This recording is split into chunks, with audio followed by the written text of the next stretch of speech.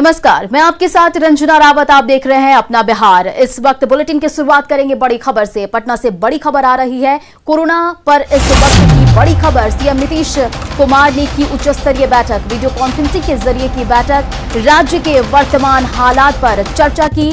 बैठक में सीएम नीतीश ने कई निर्देश भी दिए हैं। उप मुख्यमंत्री, स्वास्थ्य मंत्री, प्रधान सचिव स्वास्थ्य भी रहे मौजूद। विकास आयुक्त सहित अन्य अधिकारी भी इस बैठक में मौजूद रहे। तो बता दें कि राज्य के वर्तमान हालात पर सीएम नीतीश ने बैठक की है और बैठक में सीएम नीतीश ने कई निर्देश भी दिए हैं।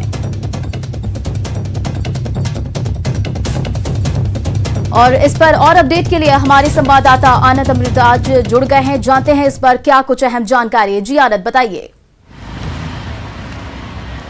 देखिए, मुख्यमंत्री नीतीश कुमार कोरोना को लेकर लगातार समीक्षा बैठक कर रहे हैं। इसके पहले भी उन्होंने बैठक किया था, लेकिन आज एक अन्य मार्ग में बेहद महत्वपूर्ण बैठक हो रही है, जिसमें तमाम वरीय अधिकारी सहित स्वास्थ्य मंत्री, डिप्टी सीएम सब लोग मौजूद हैं। और इस बैठक को इस मायने में बेहद महत्वपूर्ण माना जा रहा है क्योंकि देखिए लगातार जो खबरें आ रही हैं कि अस्पतालों में ऑक्सीजन की कमी है, इसके अलावा कई सारी जरूरी दवाएं नहीं मिल रही है, अस्पतालों में स्थिति बेहतर नहीं है। इन तमाम मुद्दों को देखते हुए नीतीश कुमार आज महत्वपूर्ण बैठक कर रहे हैं और इस बैठक में कई महत्वपूर्ण फैसले होने की भी संभावना है। लेकिन एक जो हमारे सूत्र बता रहे हैं कि नीतीश कुमार ने अधिकारियों को सख्त निर्देश दिया है कि किसी भी कीमत पर अस्पतालों में ऑक्सीजन की कमी नहीं होनी चाहिए। यानी कि जिस बात को लेकर लगातार खबरें दिखाई जा रही हैं, लगातार ये खबर आ रही है कि बिहार का अस्पताल है, खासकर पटना के जो भी बड़े अस्पताल है, उसमें ऑक्सीजन की कमी हो जा रही है। आज ही आपको मालूम हुआ कि IGIMS और NMC जैसे अस्पतालों में ऑक्सीजन की कमी हो गई थी, तो बाद में उसे मुहैया करा दिया गया था। लेकिन नीतीश कुमार ने सख्त निर्देश दिया है कि किसी भी कीमत पे किसी भी अस्पताल में ऑक्सीजन की कमी नहीं होनी चाहिए, जरूरी जो दवाएं हैं उसकी कमी नहीं होनी चाहिए। तो जाहिर सी बात है, इस बैठक को बेहद महत्वपूर्ण माना जा रहा है और इस बैठक में और भी कुछ बड़े फैसले लिए जा रहे हैं। और खासकर हाल के दिनों में ये भी देखा गया है कि शादी ब्याह का मौसम है, तो बड़ी संख्या में लोग उस समारोह में शामिल भी हो रहे हैं, जिसके लिए दिशा निर्देश जारी कर दिया गया था कि एक सीमित संख्या में ही लोग शादी ब्याह में शामिल हो सकते हैं। तो ऐसे कुछ महत्वपूर्ण फैसले आज लिए जा सकते हैं बैठक में और कई सारे जरूरी निर्देश भी दिए जा सकते हैं कि बिहार में जो कोरोना संक्रमण का जो दौर लगातार बढ़ता जा रहा है, कई मरीजों की संख्या बढ़ती जा रही है, इससे कैसे लगाम लगाया जाए और जो भी निर्देश इसके पहले जारी किए गए हैं उस निर्देश का पालन कड़ाई से हो रहा है या नहीं हो रहा है, अस्पतालों की स्थिति क्या है। नीतीश कुमार तमाम फीडबैक ले रहे हैं और फीडबैक लेने के बाद अधिकारियों को लगातार निर्देश भी दे रहे हैं। तो बैठक पे लगातार इस बात को लेकर नजर टिकी रहेगी कि नीतीश कुमार ने फाइनली क्या क्या निर्देश दिए। और खासकर अस्पतालों में, जैसा कि मैंने आपको बताया कि बिहार के कई अस्पतालों में ऑक्सीजन की कमी हो गई है, तो ऑक्सीजन की कमी ना हो, जरूरी दवाओं की कमी ना हो, लोग ज़्यादा से ज़्यादा अपने घरों में रहें। जो कंटेनमेंट एरिया बनाया गया वहाँ की स्थिति क्या है, तमाम जो ग्रामीण इलाकों में, क्योंकि देखिए बड़ी संख्या में जो वैसे लोग जो ग्रामीण इलाकों में पहुंच चुके हैं, तो वहाँ पे अगर किसी को संक्रमण हो रहा है उसका इलाज कैसे हो रहा है, ग्रामीण इलाकों की स्थिति क्या है, तमाम जानकारियां मुख्यमंत्री नीतीश कुमार ले रहे हैं। और लगातार कई लोगों ने मांग भी किया है कि बिहार में संपूर्ण लॉकडाउन होना चाहिए। तो तमाम तरह के फीडबैक लेने के बाद अधिकारियों से, चूंकि अधिकारियों के पास जो फीडबैक लगातार बिहार के कई जिलों से पहुंच रहा है, DM और SP की तरफ से जो पहुंच रहा है, वो फीडबैक मुख्यमंत्री तक पहुंचाया जा रहा है और मुख्यमंत्री खुद भी लगातार लोगों से फीडबैक ले रहे हैं और ये जानने की कोशिश कर रहे हैं कि आने वाले समय में कोरोना के संक्रमण को कैसे रोका जाए, कैसे लगाम लगाया जाए और क्या कुछ जो जरूरी दिशा निर्देश है उसका पालन कितनी कड़ाई से हो रहा है कि नहीं हो रहा है, इसका भी वो निर्देश जारी कर रहे हैं। जी आनंद, तमाम जानकारियों के लिए शुक्रिया। तो वाकई कोरोना के केस लगातार बिहार में बढ़ रहे और ये अहम बैठक बहुत ही अहम हो सकती है। बढ़ते हैं पटना से अगली खबर की ओर। कोरोना संक्रमण को लेकर पुलिस मुख्यालय का आदेश आया है। कोविड प्रोटोकॉल तोड़ने वालों के खिलाफ कार्रवाई के आदेश है। आयोजकों को उपस्थित लोगों की संख्या बतानी होगी। शादी श्राद्ध क्रम में आने वालों की देनी होगी जानकारी। तो आपको बता दें कि पुलिस मुख्यालय का आदेश, इस वक्त की बड़ी खबर। मास्क, सैनिटाइजर, सोशल डिस्टेंसिंग का पालन करना जरूरी होगा और पालन नहीं करने वालों पर कड़ी कार्रवाई होगी। DSP, SP, DIG और IG का ये आदेश है। तो बता दें कि पटना से इस वक्त की बड़ी खबर। पुलिस कोरोना संक्रमण को लेकर पुलिस मुख्यालय का आदेश है। कोविड प्रोटोकॉल तोड़ने वालों के खिलाफ कार्रवाई के आदेश दिए गए हैं। आयोजकों को उपस्थित लोगों की संख्या बतानी होगी। और इस पर अपडेट के लिए अमित फोन लाइन पर जुड़ गए हैं। जानते हैं क्या इस पर अपडेट है। जी अमित, बताइए। देखिए रंजना, बिहार में जिस तरह से कोरोना संक्रमण काफी रहा है, तो इससे बिहार पुलिस का जो महकमा है वो भी अछूता नहीं है और इसी वजह से जो है जो गाइडलाइन जारी की गई है राज्य सरकार की तरफ से, उसको सख्ती से अनुपालन कराया जाए ताकि कोरोना का बढ़ता चेन जो है उसमें ब्रेक लगे। और इसी बात को ध्यान में रखते हुए पुलिस मुख्यालय ने आज सभी जो जिले हैं उसके पुलिस कप्तान, सभी जोन के आईजी, डीआईजी, डीएसपी से लेकर के एसओ तक पुलिस मुख्यालय से आदेश निर्देशित किया गया है कि जो भी शादी समारोह हो या फिर श्राद्ध का क्रियाक्रम होता है तो उसमें जो आगंतुक होंगे, उसमें जो लोग शामिल होंगे, उसकी विस्तृत जानकारी जो है वो स्थानीय थाना को देनी होगी। पुलिस के आला अधिकारियों को उसकी जानकारी होनी चाहिए। कहीं से भी कोरोना प्रोटोकॉल जो है वो ना टूटे, ये सुनिश्चित करना होगा। और जो भी शादी समारोह होंगे या श्राद्ध का काम होगा, कार्यक्रम होगा, वहां पे अगर किसी तरह से जो प्रोटोकॉल है वो अगर टूटता है तो जी अमित, तमाम जानकारियों के लिए शुक्रिया। बढ़ते हैं अगली खबर की ओर। पटना के हाईटेक अस्पताल में ऑक्सीजन समाप्त होने की बात सामने आने के बाद अब 22 मरीजों का इलाज किया जा रहा है। वहां के हालात के बारे में बता रहे हैं हमारे दानापुर के संवाददाता अमृतराज शर्मा। कोरोना काल है और हॉस्पिटल में भी अब रहना मुश्किल हो गया है। कोरोना मरीजों के लिए मुश्किल की ये घड़ी है। अस्पताल में जगह कम है तो ऐसे में लोगों को निकाला भी जा रहा है। हालांकि फिलहाल अभी हाईटेक की बात आई थी जहां से मरीजों को कम किया गया है, लेकिन अभी ऑक्सीजन मुहैया हो गया है। इस वजह से अस्पताल में 22 मरीज अभी एडमिट हैं। इस हाईटेक में 22 मरीज एडमिट हैं और उनका इलाज चल रहा है। ऑक्सीजन पे ही टिके हुए हैं। ऑक्सीजन कम मात्रा में मिल रही थी, लेकिन अभी आपूर्ति ऑक्सीजन की हो गई है, जिस वजह से यहाँ इलाज हो रहा है। और अस्पताल प्रशासन का कहना है कि यहाँ 25 बेड नहीं 50 बेड होना चाहिए था, जिस वजह से यहाँ आसपास के इलाके के लोगों को भी फायदा पहुँच सके और यहाँ अच्छे से इलाज हो सके। लेकिन फिलहाल अभी 25 बेड ही है और उसमें इलाज किया जा रहा है, लेकिन मरीजों को जगह नहीं मिल पा रहा है। ज़्यादा मरीज आ जा रहे हैं, जिसमें समस्या और बढ़ जाती है जब ऑक्सीजन समाप्ति की बारी आती है। यही नहीं, यहाँ पास में ही समय हॉस्पिटल है, वहाँ की भी मरीजों की यही हाल है। समय समय पे लगातार उनको यहाँ से ऑक्सीजन समाप्त होने की बात कही जा रही है और यही वजह है कि लोग परेशान हो जाते हैं, मरीज के परिजन परेशान हो जाते हैं और इलाज में उन्हें अब ये लगता है कि आखिर होगा क्या। लेकिन इलाज फिलहाल जारी है और इस बीच कभी हंगामा भी हो जाता है जब ज़्यादा मरीज आ जाते हैं और उनका इलाज करना संभव नहीं होता है। दानापुर से न्यूज़ 18 के लिए अमरजीत शर्मा। पटना के अस्पतालों में ऑक्सीजन की किल्लत को लेकर स्वास्थ्य मंत्री मंगल पांडे ने भरोसा दिया है कि जल्द ही ऑक्सीजन की किल्लत को दूर कर लिया जाएगा। स्वास्थ्य मंत्री ने कहा है कि इससे पहले भी ऐसी समस्या से आ चुकी है, लेकिन उससे पार पाया जा चुका है। डीएम मामले की मॉनिटरिंग कर रहे हैं और जल्द ही किल्लत दूर होगी। मंगल पांडे ने कहा है कि समय बेहद कठिन है और धैर्य बनाकर रखे। अस्पताल है, लगभग अस्पताल में ऑक्सीजन समाप्त हो चुका है। हर लोगों का कहना कि 1-2 घंटे के लिए ही उनके पास सिलेंडर है। आपूर्ति कब तक बहाल हो जाएगी? मैंने कहा ऐसे समाचार आप लोगों ने कई बार दिखाए पिछले कुछ दिनों में, लेकिन आपने देखा होगा कि जिला प्रशासन पूरी मुस्तैदी के साथ प्रयास पूर्वक हर जगह पे ऑक्सीजन की उपलब्धता सुनिश्चित हो, ये काम लगातार करता आ रहा है। और अभी भी हमारी जिलाधिकारी से बात हुई है, जिलाधिकारी हर जगह पे ऑक्सीजन की व्यवस्था ठीक हो इसका काम कर रहे हैं। कुछ तो आंकड़ा बनाया होगा ना कि इतना लीटर ऑक्सीजन की जरूरत अमूमन पड़ रही है पिछले कुछ दिनों में। आंकड़े की जो बात है विभाग की तरफ से भी बताया गया है, लगभग 100 MT से ज़्यादा ऑक्सीजन की आपूर्ति रोज हो रही है और उसको हम लोग हॉस्पिटल में सप्लाई कर रहे हैं। लेकिन कहीं ना कहीं अब जिस तरीके से ऑक्सीजन खत्म हो रहा है, सरकार की कार्यशैली पर भी सवाल उठ रहे हैं कि आखिर सरकार के लोग कर क्या रहे हैं? ऑक्सीजन समाप्त हो जा रहा है, क्या चल रहा है सरकार में? देखिए, धैर्य रखने का समय है और आप देख रहे होंगे ये पूरे देश के अंदर समस्या बनी है।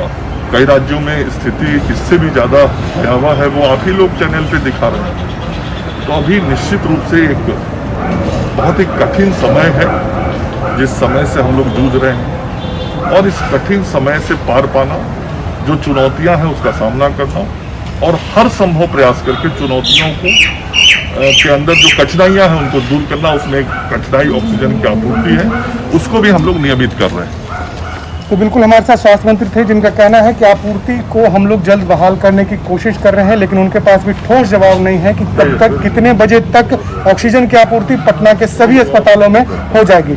शैलेंद्र, न्यूज़ 18 पटना। बोधगया से आरजेडी विधायक कुमार सर्वजीत कोरोना संक्रमितों की मदद के लिए आगे आए हैं। कुमार सर्वजीत ने डीएम से डॉक्टर, नर्स और ऑक्सीजन की व्यवस्था करने की मांग की है। उन्होंने कहा है कि वो गया में 100 बेड के आइसोलेशन सेंटर बनाना चाहते हैं। हम माननीय गया के जिलाधिकारी महोदय से आग्रह करते हैं कि मैं आपको 100 बेड जो है वो देने के लिए तैयार हूं। बोध गया के निगमा मोनेस्ट्री में तत्काल जो है 100 बेड लगा करके ऑक्सीजन सिलेंडर व्यवस्था कर करके और डॉक्टर की व्यवस्था करके, नर्स की व्यवस्था करके अविलंब बोध गया के लोगों को हम बचाने की अपील कर रहे हैं। जिस तरह से रोज बोध गया में 4, 5, 10 मौतें हो रही हैं, यह सबको भयभीत करके रख दिया है। सिवान में जनप्रतिनिधियों के प्रति लोगों में नाराजगी है। जनता उनके रवैये से नाखुश है। लोगों का कहना है कि उन्होंने वोट दिया था कि दुख की इस घड़ी में वो उनके साथ होंगे, लेकिन साथ तो दूर की बात, वो लोग दिखाई भी नहीं देते। देखिए संवाददाता मृत्युंजय कुमार सिंह की रिपोर्ट। कोरोना काल को लेकर जहां सब लोग अपनी अपनी जिम्मेवारी निभा रहे हैं, वहीं सिवान के सांसद और ये विधायक हो, जनप्रतिनिधि कितना लोग को मदद कर रहे हैं, जानने की कोशिश कर रहे हैं। हमारे साथ कुछ लोग हैं। क्या सांसद और कुछ विधायक लोग मदद कर रहे हैं? कुछ भी मदद नहीं कर रहे हैं भाई, क्योंकि वो लोग तो खुद छिपे पड़े हुए हैं। पब्लिक तो मर रही है ना। हाँ, इतना ही है। हॉस्पिटल में जाइए, लंबे कतार से लाइन लगाइएगा तो आपकी एक सुई लग जाएगा। इसके सिवाय कोई मददगार नहीं। दिखाई दे रहा है, नहीं दे रहा है? नहीं दे रहा है, कोई भी नहीं दिखा है। वो तो अंडरग्राउंड है सभी लोग। आप क्या कहेंगे? मेरे सिवान के विधायक, चाहे एमपी हो, जो लोग भी हैं, आज कोरोना कोविड-19 में आज वो लोग अगर मार्केट में निकल के हर एक घर मोहल्ले में जाते तो आज पब्लिक का आज हिम्मत बढ़ती। वो लोग आज कोविड-19 में ना कोई मदद कर रहे हैं, ना कोई प्रशासन मदद कर रहा है। सारे लोग मरे जा रहे हैं, सब लोग घर में छुप के बैठे हुए हैं। कुछ लोग हैं यहाँ पे, दुकानदार भी हम जानने की कोशिश करेंगे कि क्या कुछ मदद मिल रहा है कि नहीं मिल रहा है? कोई मदद नहीं मिल रहा है। क्या चाह रहे हैं? जो जनप्रतिनिधि है वो लोग आ रहे हैं कि नहीं? कुछ अगर उन लोग को हॉस्पिटल वगैरह में देखना चाहिए, वहाँ पर क्या व्यवस्था है, क्या व्यवस्था नहीं है, ये सब देखना चाहिए ना उनको। आप क्या कहेंगे? जैसे कुछ जनप्रतिनिधि है, जो सांसद या विधायक, जो लोग भी मदद करेंगे नहीं कर रहे? कहाँ कोई पूछने तो कोई आ ही नहीं रहा है। मदद क्या करेंगे लोग? ये मंडी में ऐसे ही कंटेनमेंट जोन आगे लगा दिया गया है, जिसकी वजह से ना कोई आ रहा है ना कोई जा रहा है। आप इधर का माहौल देख सकते हैं क्या हुआ है। यहाँ आपको पूछा भी गया कि मतलब किस वजह से ये बांस लगाया गया या फिर क्या कारण है कि कंटेनमेंट जोन घोषित किया गया, कुछ पता नहीं है। तो ये थे सिवान के लोग थे। आप देख सकते हैं ये एक मोहल्ला है जहाँ पे ये तमाम तरह के लोग हैं और इन लोगों का आरोप है कि जो जनप्रतिनिधि है वो लोग आगे आना चाहिए ताकि कुछ मदद मिल सके। क्या जनप्रतिनिधि आगे आते हैं कि नहीं आते हैं? यहाँ के जनप्रतिनिधि अपने घर में ही है। यहाँ की जनता रोड पर है। जनप्रतिनिधि रहता तो कुछ बात होती, लेकिन प्रशासन के द्वारा जो भी गाइडलाइन दिया जा रहा है जनता उसका पालन करे, इसी से कोविड-19 का बचाव हो सकता है। जनता जो गाइडलाइन है उसका पालन आप देख सकते हैं। पूरी तरह से ये सब्जी मंडी का इलाका है, सिवान का इलाका है।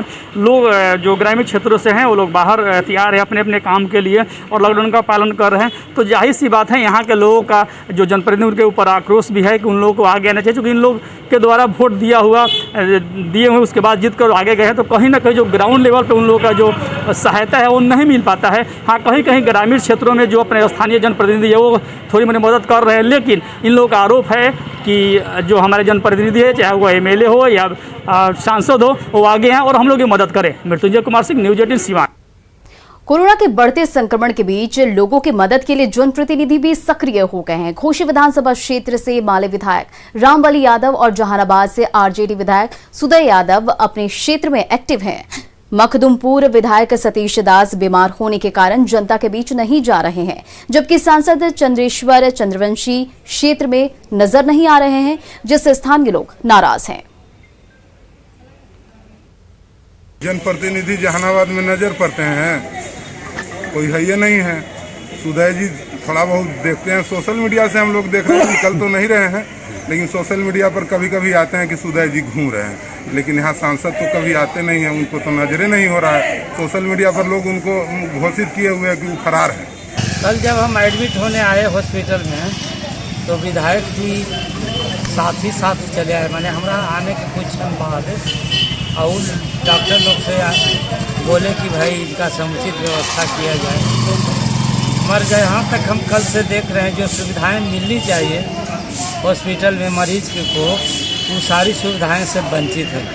बावजूद हमारे यहाँ सीमित संसाधनों में भी और जगह की अपेक्षा बेहतर व्यवस्था है।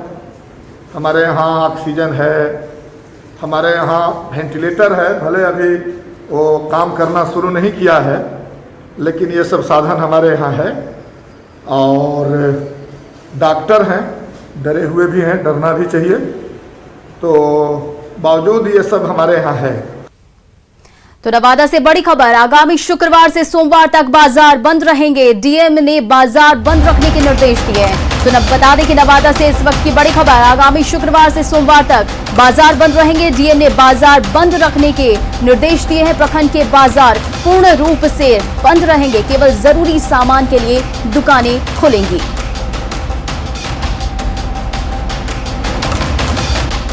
और इस पर अपडेट के लिए अनिल विशाल हमारे साथ जुड़ गए हैं, जानते हैं क्या कुछ इस पर अपडेट है। जी अनिल, बताइए।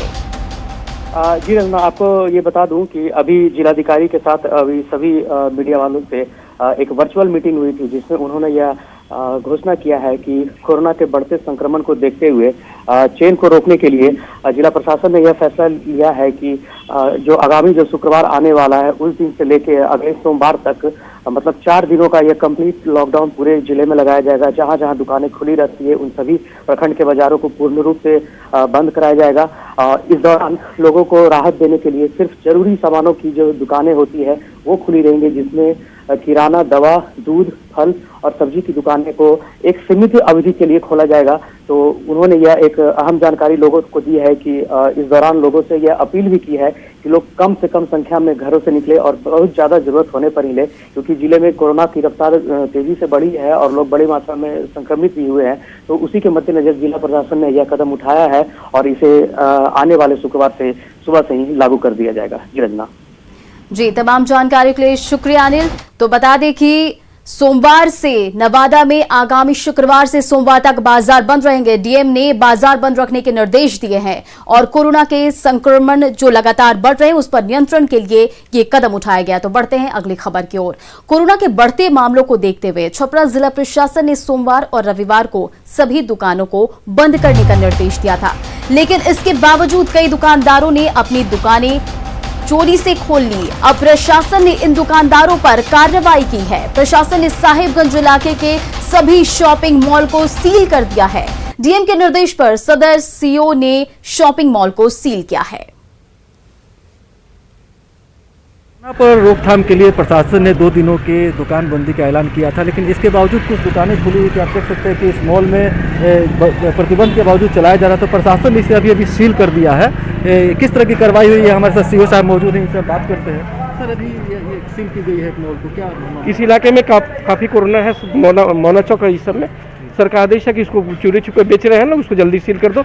और जैसे ही कोरोना यहाँ जांच किया तो कुछ ऐसा संदिग्ध गतिविधि पाई गई है? संदिग्ध गतिविधि पाई जाएगी, इसमें तत्काल में नहीं पाई जाएगी, लेकिन लोगों ने बता रहा है, लोग बता ऐसा होता है।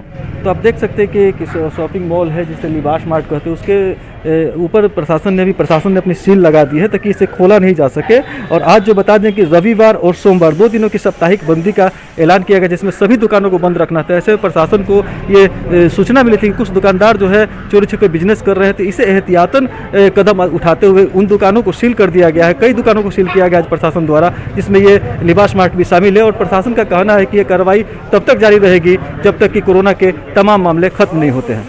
संतोष गुप्ता, न्यूज़ 18, छपरा। कोरोना संक्रमण के बीच पटना के उदयन अस्पताल से कोरोना और कैंसर जैसी गंभीर बीमारी से जूझ रहे 88 साल के मरीज ने अपना जन्मदिन बड़े ही धूमधाम से मनाया। खास बात यह रही कि अस्पताल प्रबंधन ने भी देवी प्रसाद के जन्मदिन में बढ़ चढ़कर हिस्सा लिया। उनके लिए केक की व्यवस्था की गई, बलून से कमरे को सजाया गया। बता दें कि देवी प्रसाद मगध यूनिवर्सिटी के रिटायर्ड प्रोफेसर हैं।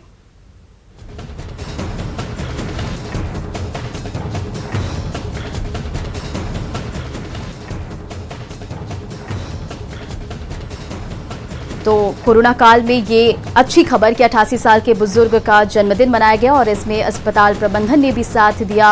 उन्होंने केक कटवाया और बलून से सजाया। बैलूनपुरी।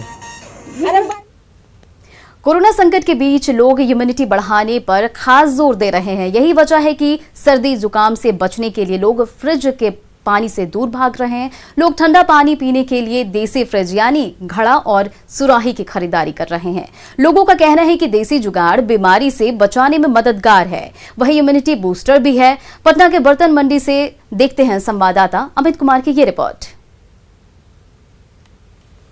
कोरोना संक्रमण के दौरान जो है लोगों को खांसी सर्दी हो रही है, तो लोग जो है भयभीत हो जा रहे हैं और यही वजह है कि लोग जो है अब फ्रिज का पानी पीने के बजाय देसी फ्रिज जिसे कहते हैं, देख सकते हैं घड़ा जो है उसका पानी पीना जो है लोग ज़्यादा पसंद कर रहे हैं। लोग जो है खरीदारी भी कर रहे हैं घड़ों की। तो हम जानते हैं इनसे, ये बताइए कि काफ़ी वर्षों के बाद लोग घड़ा खरीद रहे हैं। कितने वर्षों का रखते हैं? 3 साल के बाद। क्यों? पानी पीने के लिए। फ्रिज का पानी पीना छोड़ दिया आप लोग? हाँ, फ्रिज का पानी नहीं पीते हैं, बिल्कुल नहीं, घर में कोई नहीं पीता है। हाँ, आप बताइए। घड़ा पानी फ्रिज से अच्छा होता है, उसका पीना पसंद करते हैं। अभी सर्दी खांसी के कारण भी लोग हाँ, फ्रिज का पानी नहीं पीते हैं, गला पकड़ लेता है उससे। शुभम कुमार ये बता रहे हैं कि फ्रिज का पानी नहीं पी रहे हैं क्योंकि फ्रिज के पानी पीने से गला पकड़ ले रहा है और यही वजह है कि लोग जो है वो डरे भी हैं। अगर थोड़ा सा भी सर्दी जुकाम हो जा रहा है तो लोग घबरा जा रहे हैं। लोग जो है वो देसी फ्रिज जिसे कहते हैं उसका इस्तेमाल करने लगे हैं और यहाँ पे जो सुराही है, घड़ा है, उसकी खरीदारी जो है, उसका डिमांड जो है वो काफ़ी बढ़ गया है। और इस वजह से जो है पटना का जो मंडी है, कुम्हार मंडी जो है, यहाँ पे अलग अलग वैरायटीज़ के अलग अलग तरीके के जो घड़े हैं, बेहतरीन घड़े जो है वो कुम्हार जो है वो बना कर रखे हुए हैं और इसकी डिमांड, इसकी जो सेल है वो काफ़ी बढ़ी हुई है। कैमरा पर्सन अजय दुबे के साथ अमित कुमार, न्यूज़ 18 पटना। कोरोना के चलते एक बार फिर से प्रवासी मजदूर घर की ओर लौटने लगे हैं। मुंबई के एलटीटी स्टेशन पर कई ऐसे मजदूर मिले जो काम बंद होने से गांव जा रहे हैं। मजदूरों के मुताबिक काम बंद होने से जीवन यापन करना मुश्किल हो रहा है। यहाँ क्यों आए और कहाँ जा रहे हो? यहाँ काम करने के लिए आए हैं और भी काम बंद है तो क्या करें, अभी खाने पीने का वादा हो रहा है, इसके लिए गांव जा रहे हैं भाई। अब यहाँ सिलाई का काम। तो दोबारा आओगे गाँव से? कब आओगे दोबारा? देखेंगे, अभी जाने के बाद गांव जाते हैं। अब वहाँ से आने का टाइम थोड़ी फिक्स रहता है। काम हम नहीं है, इसके लिए जा रहे हैं हम। क्या काम क्या करते हैं? सिलाई का काम करता है। खबर बगहा से है, जहां भीड़ ने कानून को अपने हाथ में ले लिया। मोबाइल चोरी के आरोप में पकड़े गए युवक को पहले भीड़ ने जमकर पीटा। इतने से मन नहीं भरा तो उसे नंगा कर सड़क पर घुमाया। घटना पटखौली थाना क्षेत्र की है। जहां ये घटना हुई वहां से पुलिस पदाधिकारियों का कार्यालय मात्र 200 मीटर की दूरी पर है। चोरी कहाँ पे लिया? लड़का दे दो हमारे को, सुबह ही हमारे बहुत बड़ा गलत काम हो रहा है। पूर्णिया में आग में जलकर 2 बच्चों की मौत हो गई। खांचाची हाट थाना इलाके के डोनर चौक के पास की ये घटना है। परिजनों के मुताबिक मोमबत्ती से लौ से आग लगी और देखते ही देखते विकराल रूप ले लिया। रात के करीब 1 बजे लगी थी आग और इसमें सगे भाई बहन प्रिंस और राजनंदिनी की मौत हो गई। इस घटना में लाखों की संपत्ति भी जलकर राख हो गई। भाई और बहन दोनों की मौत हुई है। लड़की का क्या नाम है? राजनंदन। लड़का का? प्रिंस। दोनों की मौत हो गई। दोनों मौत। कितने बजे करीब आग लगी थी? 1 बजे रात। सर 1 बजे रात का आग लगले, दोनों बच्चा सुतल रहे, एक बच्चा कितना झोपड़ी जला है? सब सामान कुछ नहीं, सब कुछ नहीं, तीनों। तो फिलहाल इस बुलेटिन में इतना ही। आगे देखिए जोहार झारखंड।